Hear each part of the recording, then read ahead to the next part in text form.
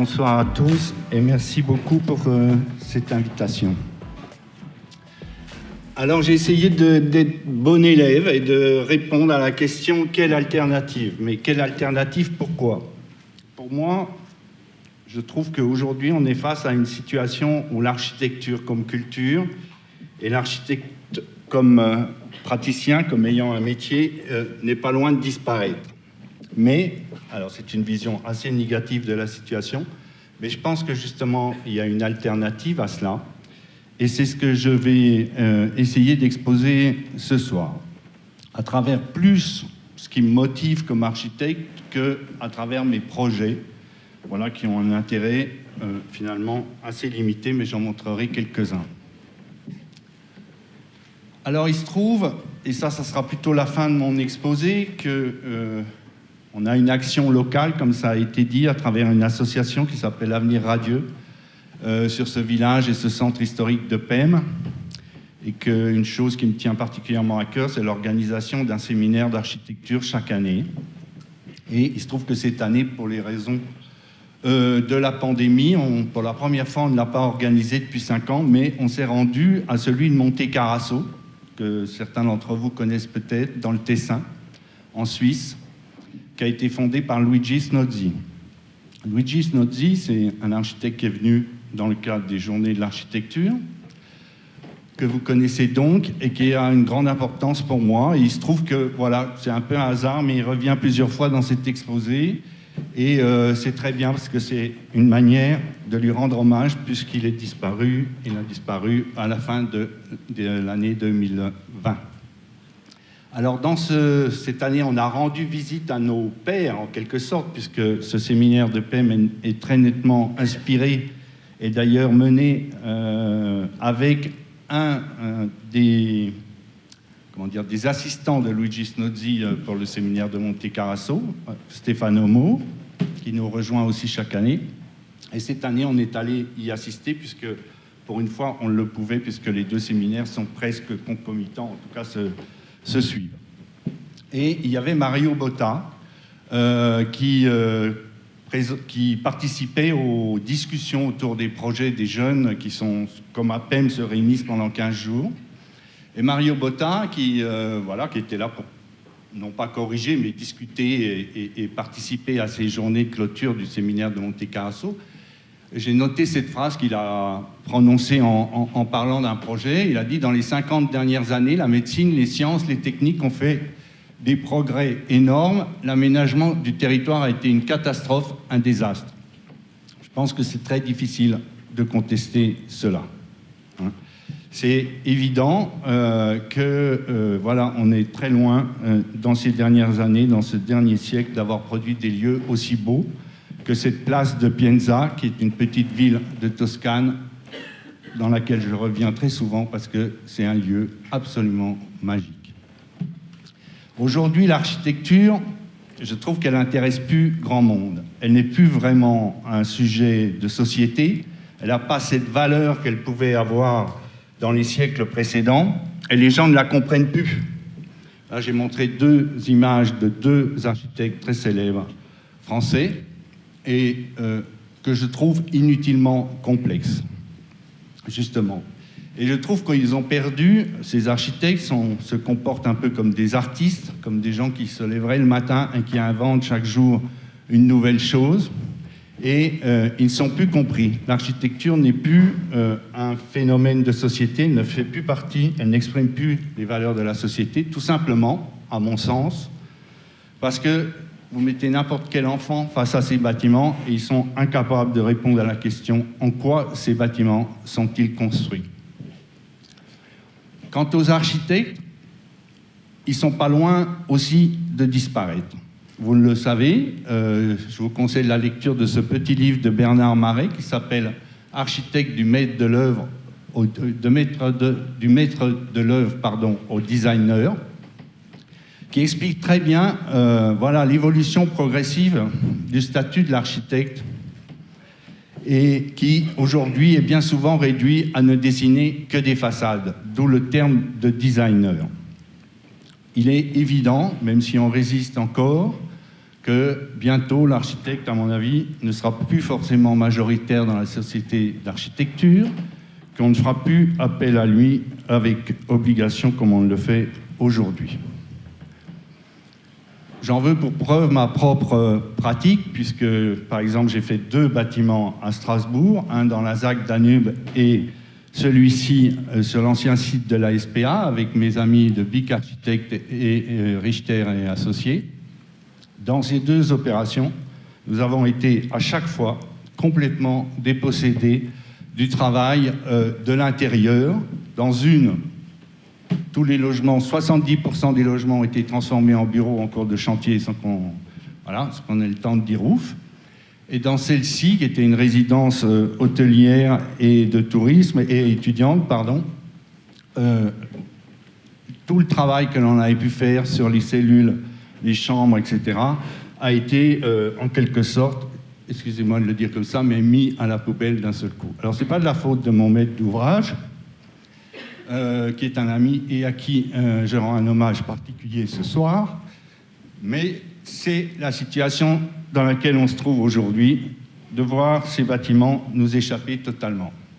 Alors je pense qu'il y a une alternative justement à ça, et comme par hasard, c'est en quelque sorte Luigi Snozzi qui nous la donne, justement. Il dit cette phrase: « L'unique action transgressive qu'aujourd'hui je retiens comme possible est le retour intelligent à la tradition. C'est la seule action vraiment efficace. Je pense que le seul moyen d'attribuer à l'architecture une signification politique, et je pense que l'architecture, c'est évidemment une chose politique, tient dans son approfondissement spécifique. C'est le seul moyen avec lequel l'architecture peut avoir une influence sur les faits de la société. » Alors, voilà, on pourrait parler longtemps de cette citation, mais je pense que ce qu'il veut dire tout simplement, c'est que tant que les architectes n'auront pas retrouvé l'essence de leur métier, ils ne sauront à nouveau être actifs dans la société, ils ne sauront, et l'architecture ne deviendra pas à nouveau un fait de société. Et la tradition, on ne peut pas suspecter, Luigi Snozzi, vous le connaissez, on ne peut pas le suspecter de vouloir un retour vers le passé, absolument pas. Mais la tradition, qu'est-ce que c'est la tradition de l'architecture? Pourquoi les architectes peuvent peser dans la société? Quel est leur rôle, si ce n'est s'ils deviennent des professionnels qui détiennent un savoir que d'autres n'ont pas? Et voilà, ce soir, je vais essayer très modestement de décrire ce que serait ce savoir de l'architecture. Quelle est la tradition de l'architecture? J'ai choisi pour commencer avec ce thème, l'architecture, c'est l'art de la construction. 2 photos, excusez-moi, un peu mauvaises de la villa Katsura au Japon.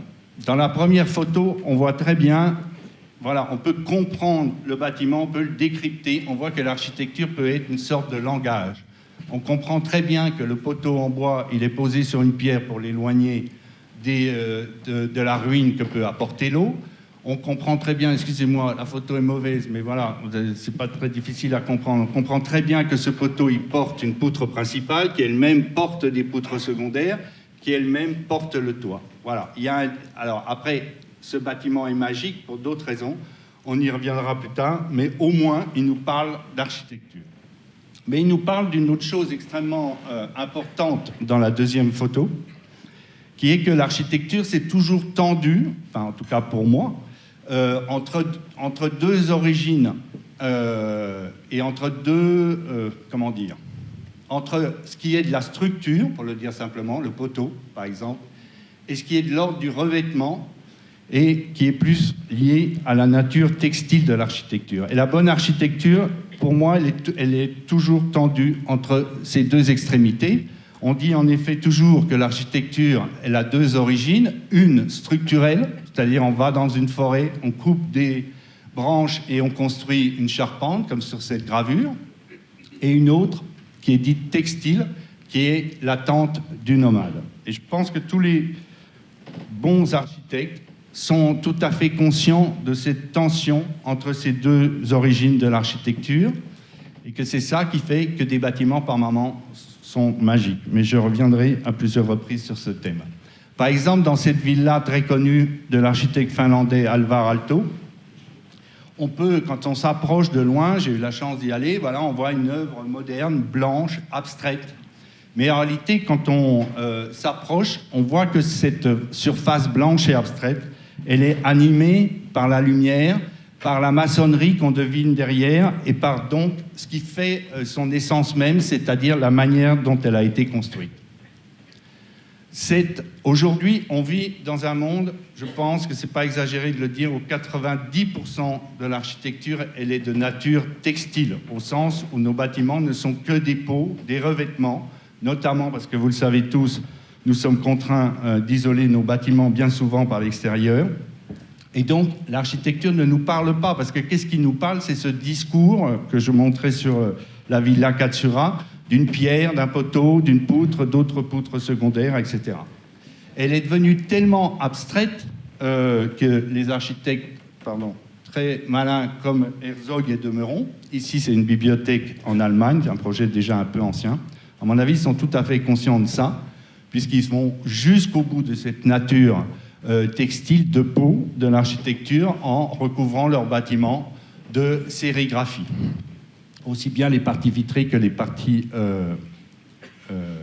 en béton.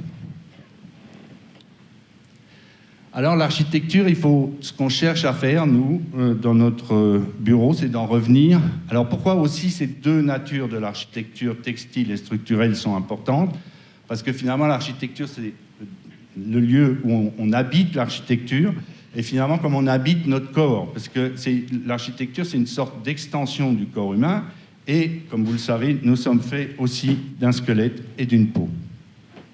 Mais pour retrouver cette nature structurelle de l'architecture qui a tendance à disparaître et qui fait que nos bâtiments ne sont plus compris, il faut en revenir effectivement à cette idée que construire, c'est soulever des forces, c'est se confronter à la gravité, comme le fait par exemple, le font les pilotis de l'unité d'habitation de Marseille. Alors tout ça, c'était très simple avec l'architecture classique. On fait un mur, on pose un plancher sur ce mur, on pose un autre mur sur le plancher, on appuie dessus, donc ça fait une sorte, moi j'aime bien m'expliquer l'architecture classique comme ça produit une sorte de renflement qui produit une ombre. On peut renforcer, exprimer la descente des charges par des pilastres. Si on fait un trou dans le mur, évidemment, on affaiblit le mur, on le menace en quelque sorte, donc on fait un encadrement qui le renforce, on fait même une sorte de fronton au-dessus de la fenêtre pour éloigner les forces du trou qui affaiblit le mur. Tout ça, toute cette architecture si savante de la Renaissance, etc., finalement, quand on la voit comme ça, comme l'expression des forces excédentaires de la forme, on la comprend assez bien. Et n'importe qui, finalement, inconsciemment ou consciemment, comprend, par exemple, dans une construction vernaculaire, ce que c'est qu'un linteau. Voilà, ça sert à franchir un trou, justement. Et aujourd'hui, dans les deux images que j'ai montrées tout à l'heure de nos architectes si célèbres, on ne comprend rien. Alors on cherche à retrouver ça. Là, je vous montre quand même un petit projet qui est un bâtiment de bureau qui se trouve... voilà, on a eu la chance de faire 3 bâtiments en 20 ans d'écart sur le même site. Ça, c'est le dernier bâtiment qu'on a fait. Moi, je fais tous les bâtiments. Moi, je pense que tous mes bâtiments sont toujours issus d'une rencontre, d'un voyage, mais je reviendrai là-dessus. Il se trouve qu'on a rencontré Gilles Perraudin au séminaire de PM, et sans doute, j'imagine que c'est sa rencontre et la visite de ces bâtiments qui nous a donné envie de faire un bâtiment en pierre. Donc, c'est un tout petit bâtiment d'environ 300 mètres carrés, je crois, en équerre. Mais c'est un énorme plaisir, je trouve, de retrouver cette idée que l'architecture, c'est une pierre sur une pierre, que la valeur du joint dans cet empilement a une grande importance. Et c'est aussi, je crois, un grand plaisir pour les gens qui construisent ce bâtiment. En tout cas, ils avaient l'air très heureux de retrouver ces gestes un peu ancestraux. Ça, c'est une vue générale du bâtiment, avec un portique en pierre qui protège les façades du soleil. Et puis, cette ambiance intérieure qui est entièrement déterminée par le mode constructif. Alors, dans chacun de ces bâtiments, et ça, c'est devenu une espèce de tic chez nous, on cherche à faire disparaître l'isolant. L'isolant, pour moi, c'est absolument la catastrophe de l'architecture.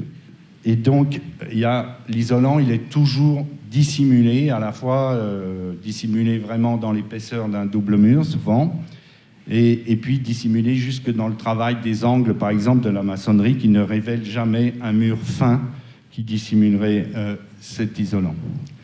Donc on arrive à faire une architecture finalement qui est issue d'un principe constructif, en l'occurrence la pierre, et on crée une ambiance qui, aussi bien à l'extérieur qu'à l'intérieur, qui est générée par le choix de ce système constructif.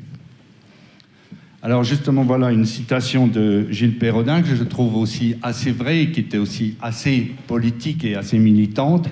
J'ai trouvé dans la pierre la possibilité de maîtriser entièrement le processus du projet. L'extrême simplicité de la construction en pierre m'a rendu ma liberté de création. Aujourd'hui, et ça je pense que c'est très vrai, les publicités pour les produits industriels et les systèmes constructifs élaborés nous disent « Architecte, imaginez la forme », c'est ce qu'on a vu dans les 2 images tout au début.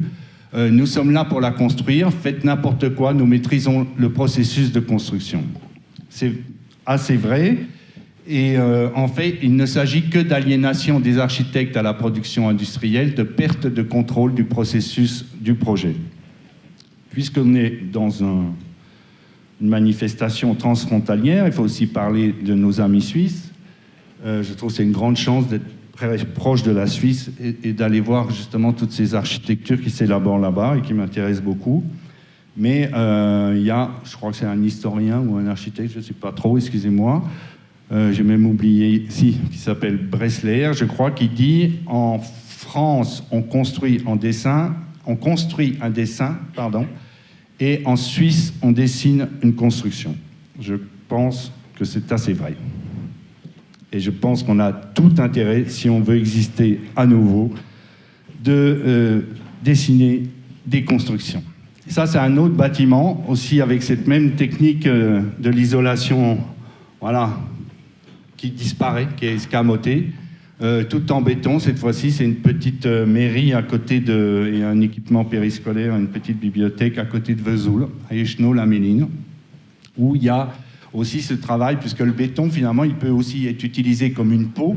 Hein, il a cette qualité d'être par moments complètement textile, ou de manière plus structurelle, comme dans ce fronton fait entre une alternance de fenêtres et de piliers. Donc voilà ce bâtiment qui s'inscrit dans la pente. Et pareil que pour ces bureaux en pierre, cette ambiance entièrement déterminée par le mode constructif, même si évidemment, et là c'est là qu'intervient le revêtement aussi, et il y a ce travail de la menuiserie qui évidemment est très important et réchauffe considérablement les atmosphères.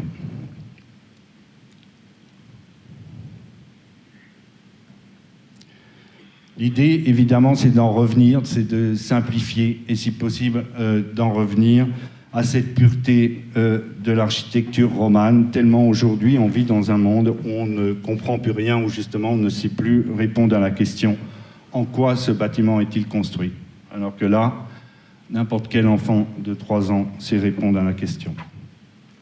Alors, l'architecte, c'est quoi son métier aussi? Il faut qu'il ait des outils qu'il maîtrise lui-même et qui sont propres à sa pratique. Alors, je me suis intéressé pendant longtemps, notamment lors d'un séjour à la Villa Médicis, à lire tous les traités d'architecture pour essayer de comprendre qu'est-ce que c'était le métier.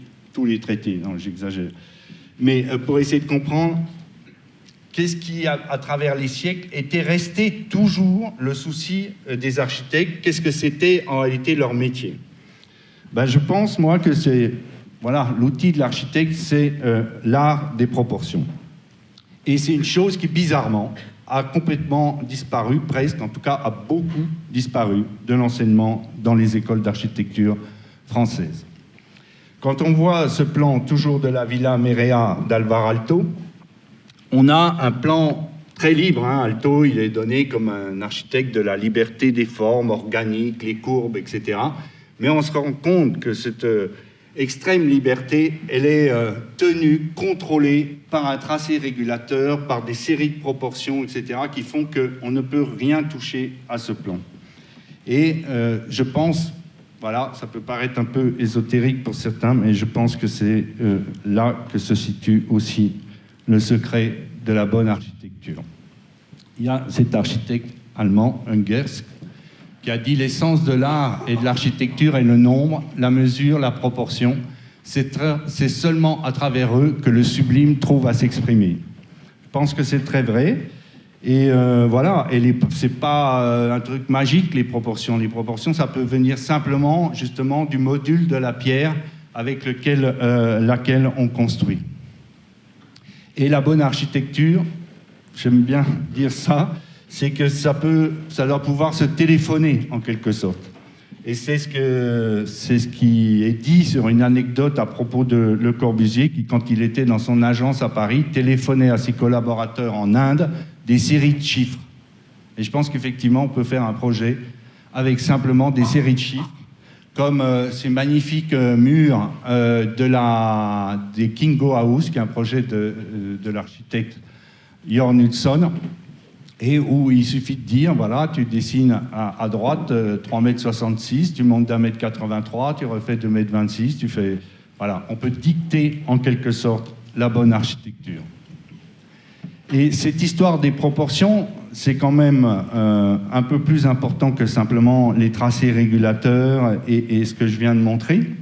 C'est aussi qu'on a oublié tout simplement des règles aussi élémentaires qu'on doit proportionner. Par exemple, ça c'est une image de Palladio. Et Palladio, qu'est-ce qu'il disait ? Il disait, on doit proportionner, il avait une règle pour proportionner la hauteur d'une pièce par rapport à sa surface. On a complètement oublié ça, ce qui fait qu'aujourd'hui on fait des salles de classe à 2,80 m sous plafond.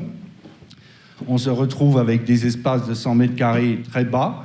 Et moi, personnellement, je pense que la réponse environnementale aux problématiques aujourd'hui dont on parle tant, elle est aussi architecturale, elle est aussi dans les proportions.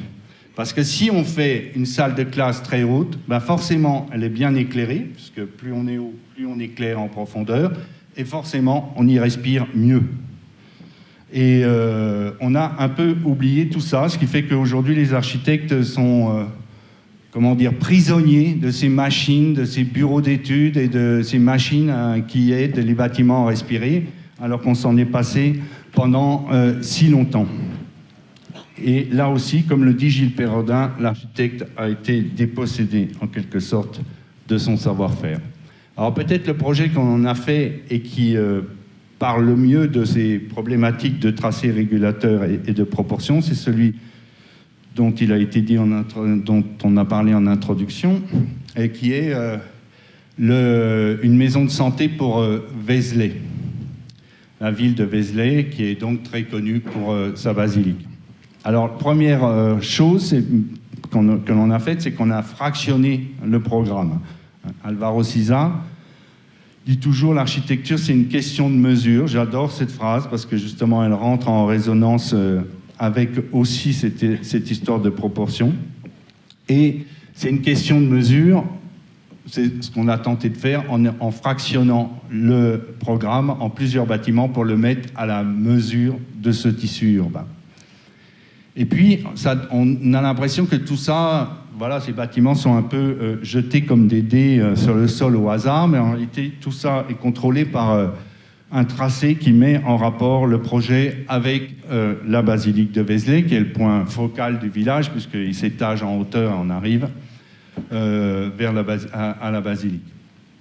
Et puis, les bâtiments, ils sont, voilà, la proportion, c'est pas plus compliqué que ça, ils sont par exemple tous déterminés par la travée constructive, la dimension de la travée constructive. Alors, certains bâtiments font 3 modules, d'autres 4, etc. Et ils sont tous aussi tenus dans des tracés de plusieurs carrés ou de rectangles d'or. Et ainsi, je pense que, bien que différents, dans leur forme, pas dans leur forme, mais dans leur taille, ils sont reliés entre eux. On voit ici une image de l'opération au pied du village. Une autre avec ses travées en bois. qui imprime justement une dimension structurelle à un projet qui est public. Peut-être j'en parlerai, mais je pense que le fait que quand un bâtiment il est public, il doit plus nous parler que les logements qui sont en quelque sorte le tissu de la ville. On dit toujours le tissu urbain. Et là aussi, ça rentre en résonance avec ce thème de l'architecture textile et de l'architecture structurelle. En tout cas, là, c'est un projet public. Il a donc ce discours sur la structure et sur la travée constructive, puisque ce sont des bâtiments qui sont construits en ossature bois complètement, à part les pignons qui sont en pierre de Bourgogne. Voilà, on voit ces rapports avec Vézelay. Alors, troisième thème sur lequel je voudrais insister un peu, c'est cette idée aussi de concrétiser un site, hein, de rapport de l'architecture avec le contexte, évidemment, auquel on ne peut échapper. Alors, pour moi, ces livres de Christian Norbert Schulz, qui est un architecte norvégien et théoricien norvégien, Genius Loci et Habité, ils ont été très importants. Parce que justement, et j'essaye de faire ce lien toujours avec le choix d'un mode constructif et de l'architecture comme art de la construction. Pour Norbert Schulz, il dit que faire de l'architecture, l'architecture existe lorsqu'un milieu en son entier se rend visible. Alors ça doit être assez mal traduit, ces phrases, m'en excuse, mais c'est pas moi qui les ai traduites. Le sens de la concrétisation architecturale est donc celui de mettre en œuvre un lieu dans le sens concret de la construction. Le caractère d'une œuvre architectonique est donc déterminé avant tout par le type de construction adopté. On en vient toujours à cette même idée, et notamment sur le fait que quand on choisit un mode constructif, des modes constructifs, il y en a en réalité très très peu. Hein. Il y a le béton, la pierre, le bois, l'acier, la terre, peut-être j'en ai oublié, mais je ne crois pas. En tout cas, il y en a très peu. La paille aussi, maintenant.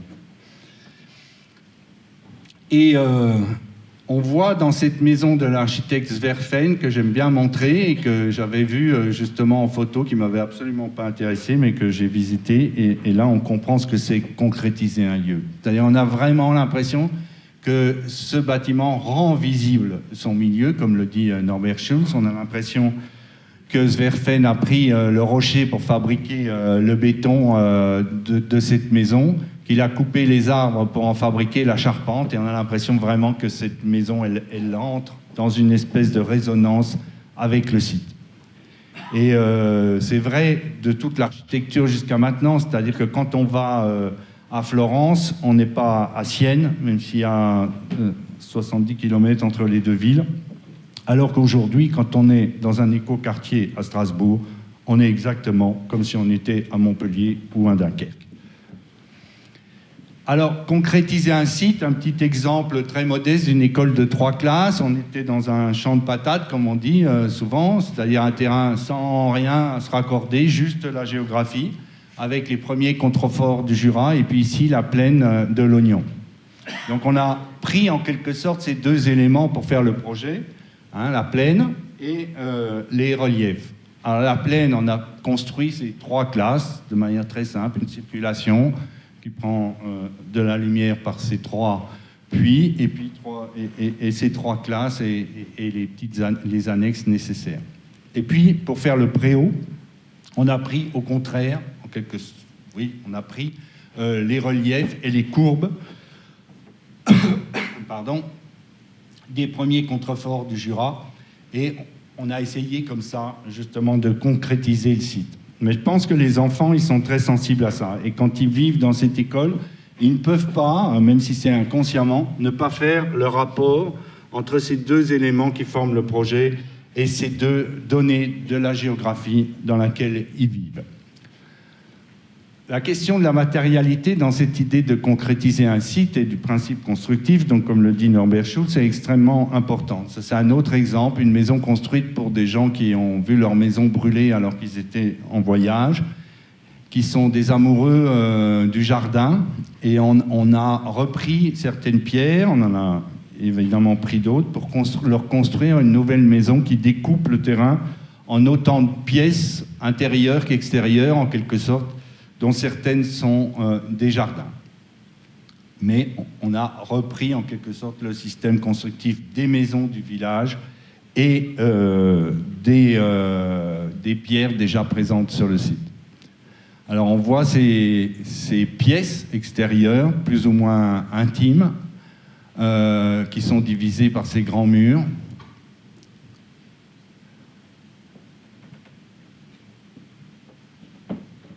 Voilà, et à chaque jardin, ils aiment tellement jardiner et qu'ils ont donné un thème différent.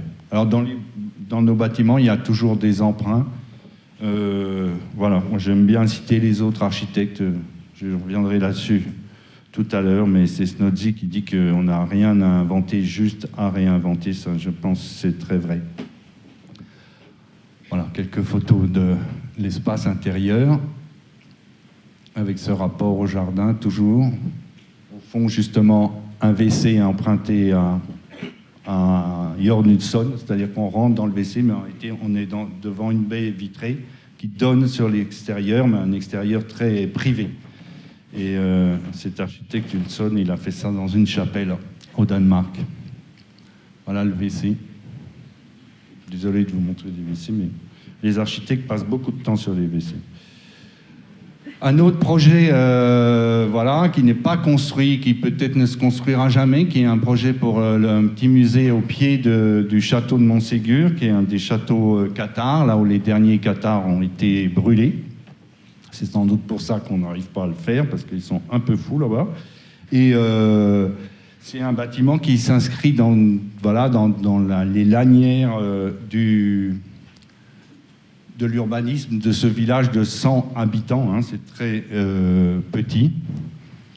Le bâtiment est là, pareil, construit dans cette maçonnerie extrêmement pauvre et fruste qui est employée dans cette vallée de l'Ariège, mais qui est encadré dans cette structure en béton, c'est-à-dire il y a toujours ce dialogue entre ce qui est là, pour le coup, la pierre comme une sorte de revêtement, comme une sorte de peau, et le béton qui la tient. Et ça, on voit la maçonnerie du village, hein, c'est très très pauvre. Et on voit aussi une des sources d'inspiration du projet, qui est une petite maison en Correux de Herzog des Meurons en Ligurie. Un autre projet dans l'Aude, au pied de l'église romane de Saint-Hilaire, pour un petit pôle commercial et culturel, où pareil, il y a cette volonté de construire finalement, là au propre, hein, avec les matériaux du site, puisque ce village a été victime d'une très très grave, une sorte de tsunami de rivière qui a tout emporté. Et il y a plein d'opérations de démolition, on récupère les pierres et on reconstruit ce projet avec ces pierres. Alors comme je le disais, oui, un autre thème, donc un architecte, ça travaille forcément par rapport à d'autres architectures et par rapport à l'histoire des formes et des théories. Et je l'ai déjà cité, cette phrase de Luigi Snodzy, mais je ne résiste pas à la répéter. Rien n'est à inventer, tout est à réinventer. À chaque fois qu'on fait un projet, on se retrouve de toute façon dans des situations où d'autres, bien avant nous, ont été. Qu'est-ce que c'est qu'une maison cour? Qu'est-ce que c'est qu'une église? Qu'est-ce que c'est qu'une rue? Évidemment, toutes ces questions ont déjà été posées et ont reçu de nombreuses réponses. Alors la photo de l'annonce de cette conférence, elle me montre en train de dessiner. C'est vrai que j'aime beaucoup faire des croquis très rapides, en 2 minutes. Et c'est une manière pour moi d'enregistrer les choses. Voilà. Je pense qu'elles ressortent justement automatiquement, inconsciemment dans les projets.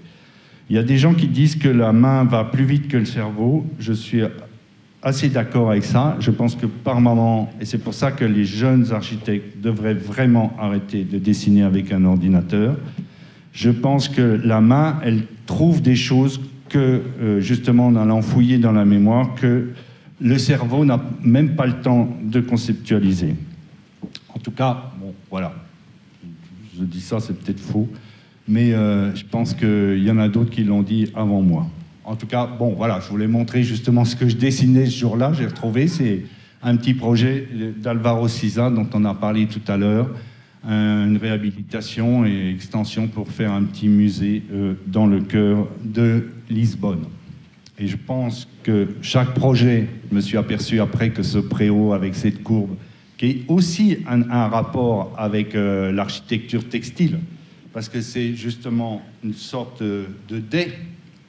Je l'avais fait pas très longtemps après être allé voir le pavillon de l'exposition universelle de Lisbonne, du même Álvaro Siza. Donc un architecte, ça se promène comme ça à travers toutes les architectures qu'il peut voir, qui visite. Il faut évidemment voyager, je trouve, quand on est architecte. Et puis à travers aussi tous les textes qui ont été écrits sur l'architecture. C'est extrêmement important pour moi. Moi, je ne sais pas faire un projet non plus sans ma bibliothèque, au sens sans essayer de réfléchir à un bâtiment en fonction des diverses théories sur l'architecture, et notamment sur la ville. Par exemple, sur la ville, on en parlera un peu tout à l'heure.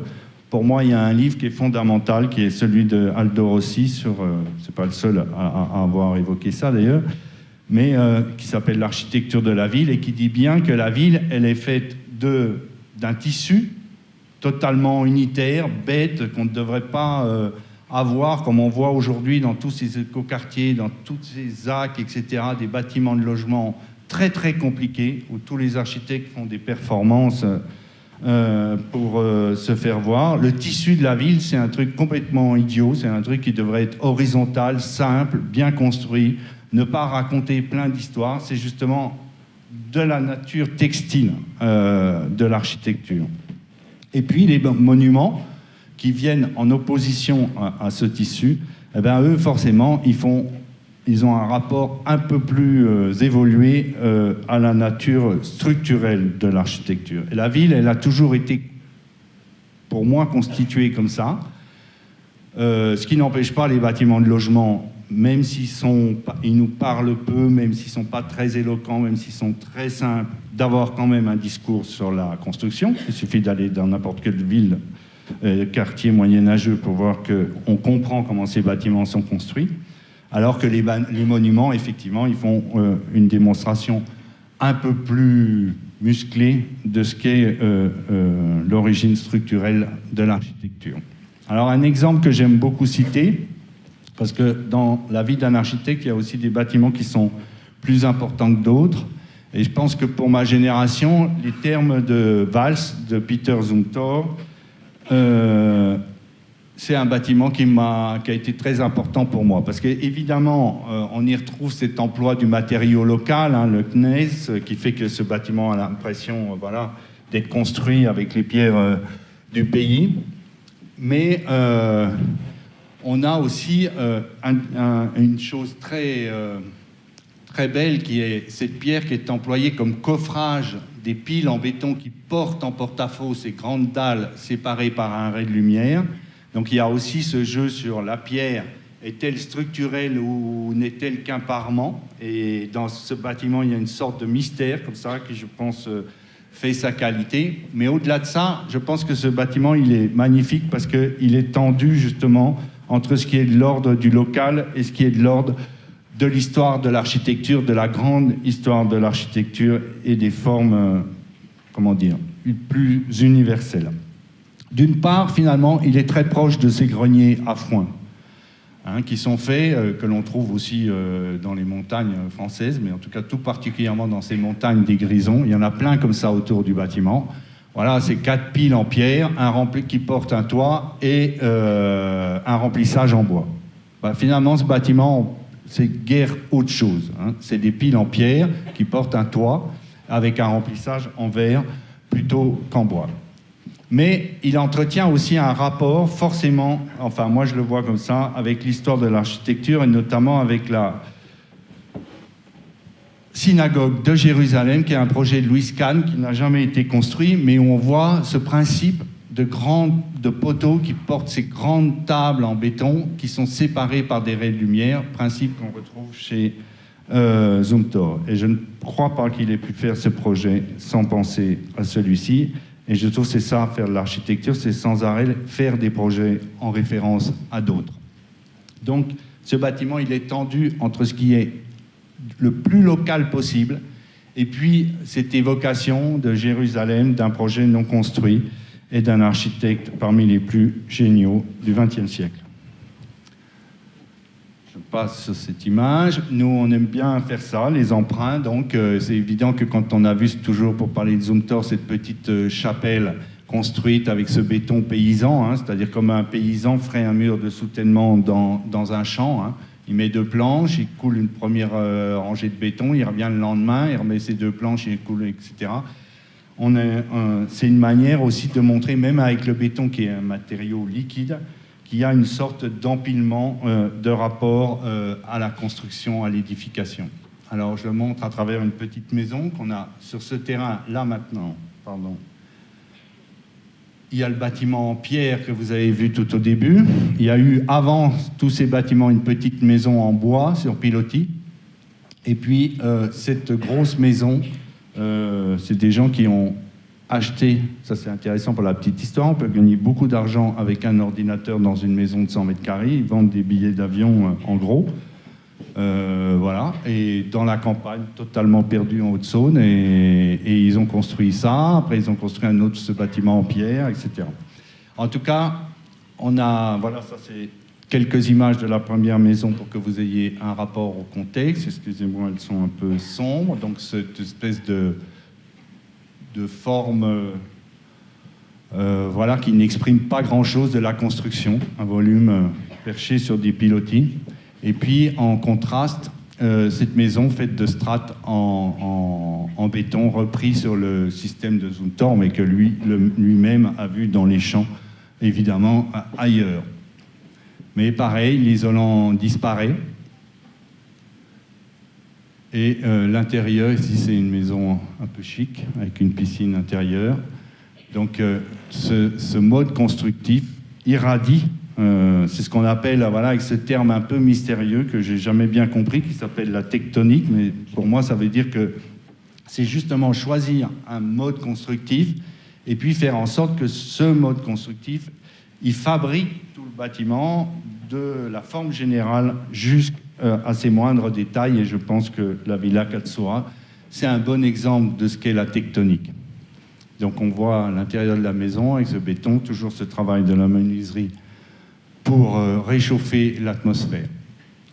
Je ne sais pas combien de temps, peut-être je vais trop vite, mais j'ai bientôt fini.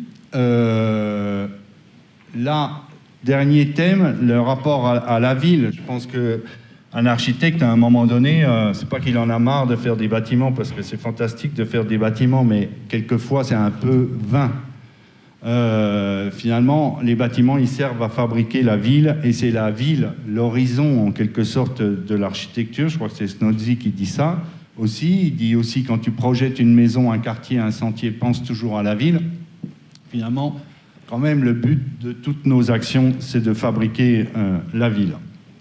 Alors, qu'est-ce qu'on a fait, nous, pour fabriquer la ville? On ne l'a pas fabriquée d'ailleurs, mais en tout cas, pour s'intéresser à la ville, on est revenu après des années d'une agence à Paris, ensuite à Besançon. En tout cas, on est revenu dans mon village natal de Pem, en Haute-Saône, comme ça a été dit, entre Dijon et Besançon, et avec l'idée de s'occuper de cette ville complètement abîmée, comme la plupart des centres historiques, vous le savez, en France, abandonnée, vidée par l'attrait des métropoles régionales que sont Dijon et Besançon, et puis vidé aussi par l'attrait du pavillonnaire auquel les architectes n'ont pas su proposer justement d'alternatives.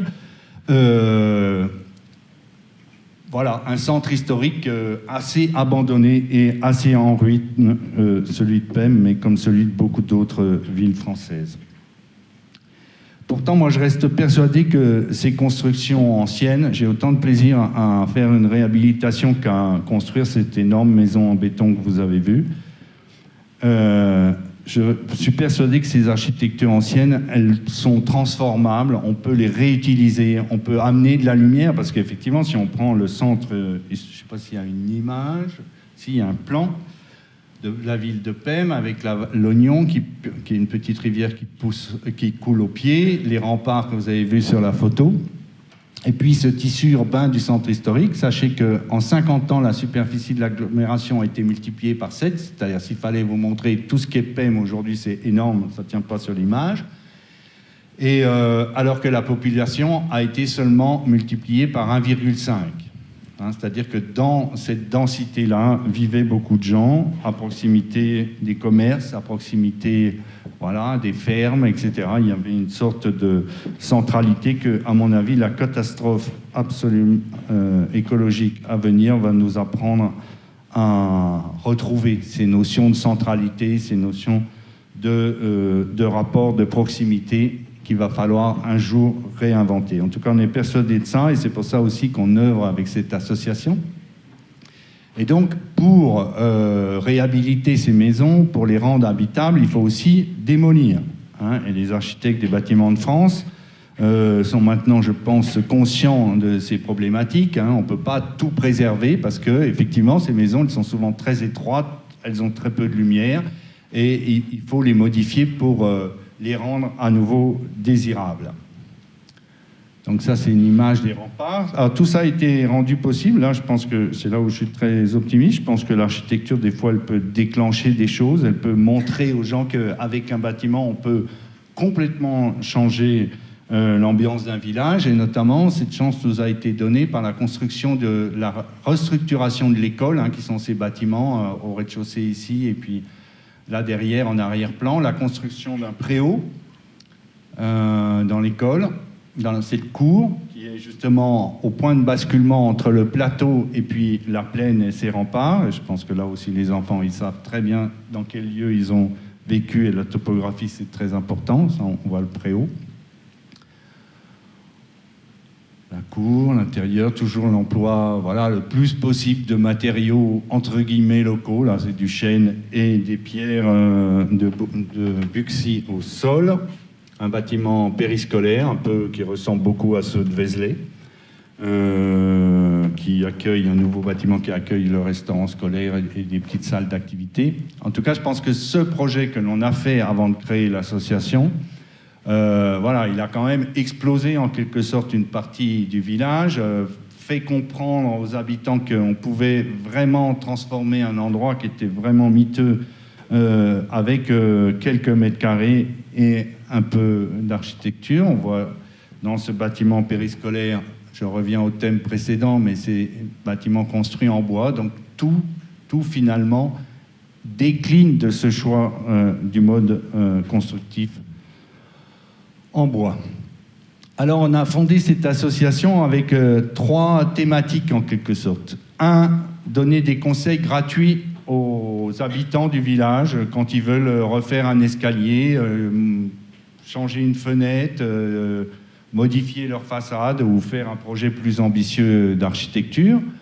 Gratuit parce que je pense que les architectes, il faut bien qu'on sache qu'on est détesté bien souvent, et que c'est très difficile d'être désiré en quelque sorte par le commun des mortels. Je pense que les architectes ont fait tout ce qu'il fallait pendant un moment pour se faire détester. Et donc on a cette idée d'être gratuit pour essayer de ramener en quelque sorte les gens à nous. Évidemment, c'est plus facile quand on est gratuit. Et par exemple, on a fait cette toute petite opération avec l'association grâce à l'ABF, qui n'avait pas le droit de nous dire oui, mais qui nous a dit oui, parce qu'il a bien compris l'intérêt, avec un garage, une maison assez miteuse à 3,50 m d'une autre, qui n'avait donc ni vue, ni lumière, ni soleil, ni rien. Et l'ABF a bien compris qu'en créant simplement une petite terrasse, en ouvrant une baie qui voit toute cette belle vallée que vous voyez, l'envers du décor que vous avez vu tout à l'heure sur la première photo, on pouvait rendre à nouveau désirable avec cette toute petite opération cette maison et modifier complètement la vie dans cette site. Alors on fait des opérations sur des façades. Ce que je disais, oui, il y a 3 thèmes. Il y a le fait de donner des conseils gratuits, il y a le fait de conseiller la municipalité pour ses espaces publics et ses bâtiments. Alors ça ne marche pas du tout, parce que le maire, il ne veut rien comprendre, même si au début, il avait dit qu'il était d'accord et qu'il était tout à fait, qu'il comprenait ce qu'on voulait faire.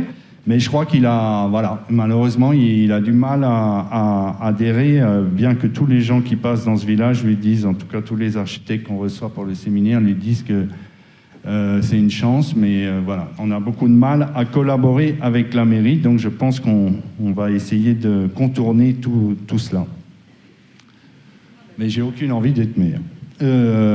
Voilà, ça c'est un autre bâtiment, c'est maintenant notre agence. On donne l'exemple, on a déménagé dans une maison en face de celle où on était installé, qu'on a restructurée. Et puis, donc la troisième action de cette association, c'est d'organiser un séminaire d'architecture dont je vous parlais tout au début, en rapport avec celui de Snodzy. Et ça, c'est un moment assez merveilleux pour moi qui, voilà, nous, on est un peu loin des écoles d'architecture, donc moi, j'enseigne pas, même si je l'ai fait un tout petit peu. Mais pendant ce séminaire, on se construit en quelque sorte une famille d'architectes dont j'ai entendu parler, que j'aime, voilà, dont j'aime les projets, mais que je ne connais pas. On les invite à venir prononcer une conférence et ils répondent en général toujours positivement. Et on a reçu ainsi plein de gens, voilà, Françoise Romono, cet architecte espagnol qui s'appelle Lina Sassoro, que je vous conseille d'inviter un jour, qui est vraiment exceptionnel.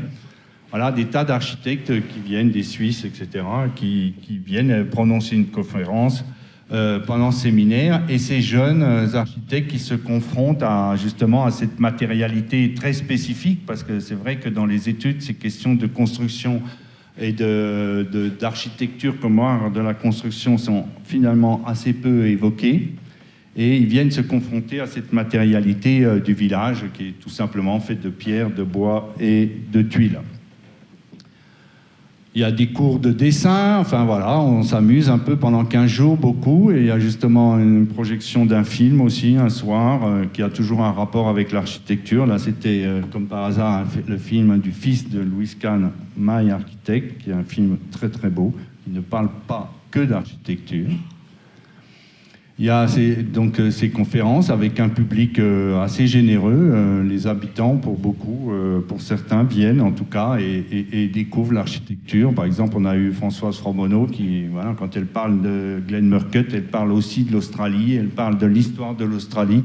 Donc elle finit par réunir un peu tout le monde autour de ces thématiques. Là, c'est justement José Lina Sassoro, c'est des discussions sur les projets élaborés par les jeunes, Jean-Patrice Calori de l'agence CAB et Clément Vergely qui nous accompagnent chaque année, qui reviennent. C'est un moment évidemment aussi festif. On boit beaucoup et on se couche très tard. Mais c'est très sympa. Et voilà, je crois qu'on veut faire plus que ça, mais c'est vraiment inspiré du séminaire de Monte Carasso. Et maintenant, il y a des jeunes Marseillais qui se sont mis à faire un séminaire sur la périphérie marseillaise. Je sais que ça n'a rien à voir avec ce village et ce territoire très rural, mais je pense que c'est les mêmes problématiques. Et voilà, je pense qu'on peut motiver notamment les élus dans ce genre de manifestation en s'occupant d'une ville en particulier.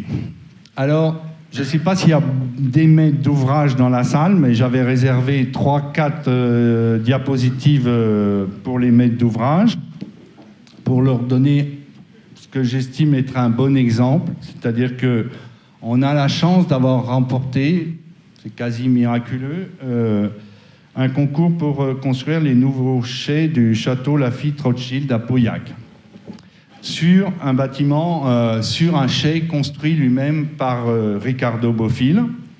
Je voulais prendre cet exemple du concours pour encourager les maîtres d'ouvrage, les maires, les adjoints, etc., à essayer de simplifier les concours d'architecture. Parce que personnellement, moi, j'en peux plus de faire des concours. On perd un temps fou dans ces concours, une énergie considérable s'en va en fumée à chaque fois. Là, c'est un tout petit concours. D'abord, le maître d'ouvrage choisit l'architecte. C'est normal et il faut quand même que les maîtres d'ouvrage, même si l'architecte est responsable évidemment de la qualité du bâtiment, le premier responsable, c'est quand même le maître d'ouvrage. Hein ? C'est quand même Laurent de Médicis qui choisissait, je ne sais plus, Brunelleschi ou je ne sais pas quoi, mais il savait ce qu'il faisait. Donc, si la ville est moche, excusez-moi les élus, mais voilà, vous êtes en première ligne. C'est-à-dire que c'est vous qui devez choisir la bonne architecture. Et pas forcément l'architecte le moins cher, aussi, si on veut. Ensuite, alors, ça c'est juste pour montrer des images de ce château Laffitte, là. Donc, c'est un site assez merveilleux, hein. Là, c'est les anciens chais, là, c'est le château. Et là, c'est le chai de Ricardo Bofill que voilà. Je fais une parenthèse sur Ricardo Bofill. L'architecture, on s'en fout un peu parce que, vous voyez, beaucoup d'architectes se sont moqués de Ricardo Bofill parce qu'il a eu sa période de colonne, etc., que l'on voit ici à l'œuvre dans ce chai. Mais on s'en fout. C'est absolument magnifique cet endroit. Et c'est magnifique. Pourquoi ? Parce que c'est justement un discours très simple. D'abord un plan magistral, voilà, une géométrie, tout est au nombre d'or, tout est parfaitement maîtrisé. Un discours très simple sur la construction, poteaux, poutres, dalles, voilà, on ne peut pas faire plus simple. Et c'est très beau. Donc on s'en fout que ce soit des colonnes ou autre. Donc on a fait ce concours, je reviendrai à mon petit discours pour les élus tout à l'heure. Et moi c'est ce que j'aime, on a fait un concours au 500e. Et voilà, c'est faire un projet, réfléchir à un projet. Vous savez, un architecte, ça travaille avec des échelles, et ça, c'est un des gros problèmes de l'ordinateur qui supprime toute cette notion d'échelle. Et donc, un projet, au début, ça se réfléchit, ça se comprend facilement, ça se réfléchit à petite échelle. Hein, on ne peut pas tout de suite dessiner le bâtiment comme s'il existait. Et donc, ce qui est très intéressant, surtout quand on est confronté au chai de Ricardo Bofill, hein, qui est cette forme au centre, là, avec que vous avez vu, bah, c'est que forcément, pour s'inscrire dans un site, justement, dans ce site, la première chose que j'ai fait, c'est de dérouler un calque, de faire ces tracés régulateurs, de tâcher de trouver une sorte de géométrie secrète, qu'on trouve toujours, de toute façon, hein, c'est pas très difficile, d'établir ce que je fais toujours, une suite de chiffres qui découlent déjà de ce qu'il y a, hein, c'est-à-dire en l'occurrence surtout du chai de Bofill, qui est quand même une œuvre d'architecture, d'en tirer une série de proportions et de tout dessiner après sur la base de ces quelques chiffres qui sont là dans l'angle de la feuille. Après, on fait une petite maquette en volume pour vérifier que voilà, les choses se passent pas trop mal. Sur ce type de dessin, il y a tout, hein, on ne le voit pas, mais il y a des élévations, il y a des coupes, tout est mélangé, tous les niveaux du bâtiment sont mélangés. Une maquette au 500e, sans percement, ça suffit pour voir si le projet fonctionne dans le site. Là, c'est le château, voilà, l'entrée du chai de Bofill. Et donc, je pense que les maîtres d'ouvrage, ils doivent faire attention à ces 4 choses. 1, de choisir son architecte. Parce que c'est là que ça commence, et c'est vous qui êtes responsable de la qualité de la ville et du bâtiment. Et ça, c'est Fernand Pouillon qui le rappelle très bien, qui explique en quoi, justement, voilà, il fait ses rapports à la Renaissance, à Brunelleschi, etc., en disant, voilà, c'est bien lui c'est le maître d'ouvrage, le responsable de la qualité. La deuxième chose à laquelle je pense que vous devez faire très attention, qui a l'air peut-être un peu secondaire, mais je pense que c'est très important, c'est de ne jamais anticiper la réponse dans un programme de concours. Vous faites souvent appel à ce qu'on appelle aujourd'hui des AMO, des assistants à la maîtrise d'ouvrage. Ces AMO, c'est souvent des architectes, quelquefois non. Mais souvent, ils ne peuvent pas résister à l'idée de vous faire déjà un peu le projet. Or, personne ne peut savoir ce que c'est qu'un projet d'architecture, parce qu'un projet d'architecture, ce n'est pas simplement la résolution d'un programme, c'est un instrument de connaissance du site. Et donc, tant qu'on n'a pas fait le projet, on ne sait pas quelle est la nature du problème. Or, bien souvent, les AMO, ils vous disent, voilà, Madame la maire, vous allez faire votre école, là on trouvera la bibliothèque à gauche, là on mettra le restaurant, etc. Puis nous, on arrive et on n'est plus que des designers, justement, parce qu'on n'est plus là que pour mettre en forme ce qu'ils ont penser, vous vendre comme une bonne solution, mais qui est rarement une bonne solution parce qu'il faut faire le projet pour savoir quelle est la bonne solution. La troisième chose, s'il vous plaît, ne plus jamais de demander, comme en Suisse, d'images hyper réalistes. Ce sont d'absolus mensonges. Parce qu'un architecte, aussi bon soit-il, en 2 mois, vous donner une image comme une photographie de ce que sera son bâtiment, voilà, je crois que c'est mentir. Et donc, on devrait s'en tenir à ces petites maquettes au 500e qui vous montrent si le bâtiment il est bien dans la ville, une petite notice A4, hein, comme on le fait en Suisse, et comme était ce concours du Château Lafite, qui n'était que dans son premier tour, parce qu'après ça s'est un peu détérioré, mais ça je ne parle pas du deuxième tour, mais dans ce premier tour, qui n'était que la présentation des intentions et la résolution d'un problème. En l'occurrence, ce n'était pas une école, mais c'était un process viticole. Et voilà, c'était, je trouve, le paradis que de faire un concours de ce type. J'ai bientôt fini. J'ai quelques images de bâtiments si j'étais trop vite après, mais ce n'est pas forcément très intéressant. Je voulais finir avec 3 citations. En guise de conclusion, une de Gilles Perrodin encore, hein, en suivant nous-mêmes des règles très strictes qui nous laissent seulement le choix entre des pierres debout ou couchées, hein, c'est vraiment simple, hein, soit la pierre on la met debout, soit couchée, nous abordons la question de la forme d'une manière bien particulière. Ce qui est important, c'est le rythme, les proportions, la lumière, la matière, l'ordonnancement. C'est-à-dire, c'est ça le métier de l'architecte. Et ça, c'est les proportions, c'est les tracés régulateurs, voilà, c'est la mise en œuvre de la matière, quelle est la largeur du joint, etc. D'une certaine manière, il s'agit de se libérer de la forme, et non pas faire la première photo que j'ai montrée avec ces formes absolument délirantes. Il s'agit de se libérer de la forme en choisissant une dès le début, c'est-à-dire en choisissant finalement un principe constructif, et puis en continuant sur cette logique. La forme architecturale n'est que l'incarnation d'un esprit dans la matière, elle ne peut être une fin en soi. C'est-à-dire, elle ne peut être ni la Philharmonie de Paris, ni le Conservatoire national de Paris, à mon sens. Une autre citation, j'aimerais le faire, ça, parce qu'en tout cas, c'est mon projet pour le moment, avec un jeune qui veut venir nous rejoindre, c'est que je trouve que les architectes devraient être des entrepreneurs. Et mon rêve, c'est d'avoir une petite entreprise pour restaurer ces maisons du village et qu'on fasse une partie des travaux nous-mêmes, parce que je pense que c'est très vrai ce que dit Fernand Pouillon, justement. La vie d'un architecte, c'est d'être sur le chantier, c'est même d'être en rapport direct avec les ouvriers, c'est même d'être soi-même entrepreneur. C'est la vraie vie d'un architecte. Je suis plus en plus persuadé de cela. Et puis enfin, comme dernière photo et comme image du combat qu'il faut qu'on mène pour sauver l'architecture et les architectes du naufrage, eh bien, c'est une photo de Luigi Snozzi, très vieux, l'année où il devait nous rejoindre à Paix, mais qui n'a pas pu pour des problèmes de santé pour faire une conférence. Et le petit mot qu'il nous a écrit d'encouragement pour notre séminaire, inspiré de son travail sur la ville de Monte Carasso. Voilà, merci. Et...